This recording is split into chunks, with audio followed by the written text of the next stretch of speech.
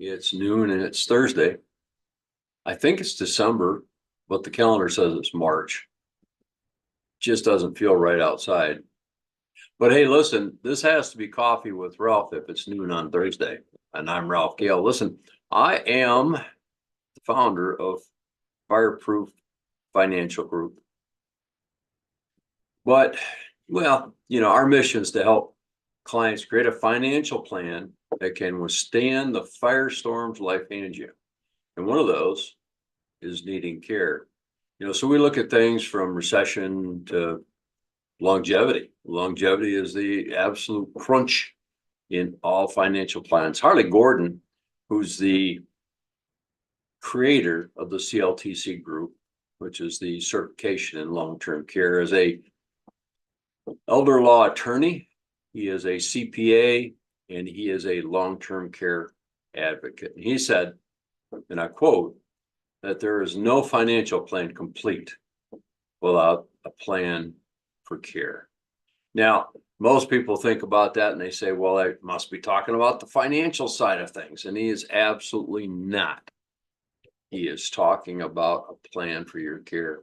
We plan our vacations, we plan just everything else. It doesn't matter. We put time and more time and thought into planning it, the layout for our new home and where the couch is going to go than we ever spend looking at planning for our care. Rosalind Carter said it best, and I want to say it correctly, so I'm going to read the quote. She said, Rosalind Carter, the former First Lady, she's passed away now, but she said in her tenure as First Lady, there are only four kinds of people in this world: those who have been caregivers, those who are currently caregivers, and those who will be caregivers, and those who will need caregivers. There's a lot of statistics out there, and 70% of them said that they're pretty confident about living comfortably in retirement, but 83% said they were really concerned about long-term care. Long-term care is not a facility. It's an event that takes an all-out response from the family to take care of that. Your plan must be comprehensive and it must be flexible. I see titles out there that just, I don't understand them. Retirement income expert, safe money strategist. Yeah, I don't care how safe you think your money is. When it comes to long-term care, it isn't. And what's less safe is your family. Harley quoted it this way. He said, listen, well, let me put it in terms that I think makes it best understandable for me anyways. I've spent my entire life raising children, or I should say the time I've been spent raising children, giving them options, making them understand that, you look at all the options before you choose one. And yet, if I had no plan in place for my care, I would take all those options away from them, because the event, the incident, the illness that leads us to needing care takes that option away, because one of those children are going to step up and take over, taking away their options for their future. But over the past few weeks, I've been talking about the emotional impact needing care has on the family member providing it. I've got some notes in front of me because this was kind of just happened, so I want to make sure I wrote it down. I'm going to be delving into the physical strains care has on the family, but today I'm going to deal with the loss of memory.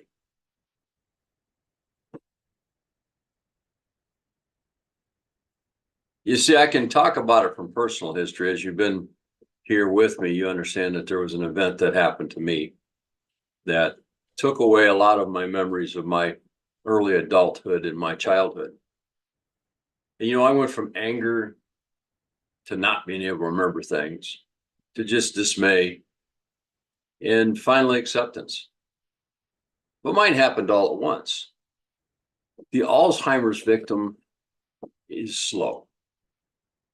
Memories are lost, not taken, slowly dripping away from what's left of our mind. Modern medicine has figured out how to prolong agony for the victim, which means they're prolonging the agony of watching your loved one decline for the caregiver and the rest of the family. This week I'm going to talk about, and I really don't know how to phrase it, but let me call it generational abuse or obligation. I know what you imagine. I just can imagine that. It's got to be, you're thinking about senior financial abuse, and that's a topic we'll delve into later. But let me tell you a part of my story that became clear in an email from my brother. In this email, he talked about how my grandmother loved to play the violin and the piano. He wrote with passion how it was an integral part of their lives growing up. Several years ago, he sent me grandma's violin, which we brought back to life for my daughter, who enjoys and is very talented at playing the violin.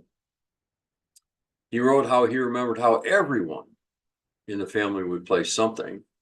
Yeah, they all played some instrument, and they'd sing along. Grandma couldn't read music, but as he said, if she heard it, she could play it. Sounds like happy times and great memories. Well, here's my memory of my grandma. She lived with a man that wasn't my grandpa, because grandpa had died when I was very young, like 5 or 6. When we went to visit her, grandma would sit in her chair and yell at us for eating her candy or leaving a mess, leaving our toys out when we were playing with them. Music and happiness didn't fill the air, but the smell of whiskey did. Those visits, even though they were for over not just an hour or two, seemed like all day, and I hated going. I really don't remember much about her other than she was grumpy and sick. I don't have any good memories. Just grouchy old woman that drank a lot of whiskey. Oh, she called it medicine. But the generational abuse is something we don't really talk about. Well, wouldn't it have been better if we'd seen these changes in grandma? You see, my brother is 13 years older than I, so he experienced a different time. And he can remember that, even though he watched her decline as well. As I said, I watched my mom take care of my grandparents on both sides, which I had no doubt had some effect on her health. Dad didn't take care of his health because he didn't trust doctors. He came back from World War II broken and battered and left as all World War II victims or veterans to deal with it themselves. So between what they called bomb shock, which we now call PTSD, and all the damage his body took as a POW, he was a ticking time bomb. Eventually, his heart weakened. He developed colon cancer, and he had all his colon removed and replaced with a bag. He was a proud man, reduced to a shell and depended on me to provide financially for the family. I worked a 40-hour job and went to school until I graduated. I was offered a full ride scholarship at a Big Ten college and a job at a local factory when I graduated. I sought the counsel of my dad. His advice was to take the job and in 30 years retire with a pension. Being young, I thought he knew best and was looking out for my best interest. He was, in fact, making sure my sisters would have what they needed to graduate from high school: a place to live, food on the table, and a bills paid, and heat and water, which we were short of at times when I was younger. It also made me sure Dad and Mom could get the medicines they needed. It made sure of that. I spent the next decade providing care and support for my mom and dad and siblings. I did what any good son would do. I gave up my future for their present. An interesting thing happened when I was mugged. No one came looking for me to provide me support. I found out that they were told that I'd been on a drinking spree and would come around, which wasn't the case. I woke up knowing nothing, which is why I understand what it's like to lose your memory. But back to the generational abuse of things. I guess it's a generational aspect, obligation, something. I don't know what really to call it, but whatever you choose to call it, like I said, I did what every good child would do, what your children will do if you don't have specific plans for your care, what you want, what you don't want. They will give up their future for your present, and we'll look at it as it's an honor watching your decline. They'll be left with memories, not the memories of you being vital, but watching you turn into that shell of a man like I did my father. Don't get me wrong here. We need our families when we start to need help. And it is okay for them to help. My point's this. If you look at what I remember of my grandparents and what my brother remembers of them, I want you to ask yourself, which set of memories do you want your children, grandchildren to have? Not your children, your grandchildren. Memories of happy visits or dreadful visits, of their mother and father putting you first before them, of being at their school functions, or being at the hospital with you, or simply being at your home. You see, generationally, it's not about you and your kids in many situations. If you look close enough, there are 4 generations involved or affected. Think it through. If you were 25 when you had kids, and your kids were 25, and their kids were 25, all of a sudden you got great grandchildren involved when you need care, which, by the way, is typically now around 77, 78 years old.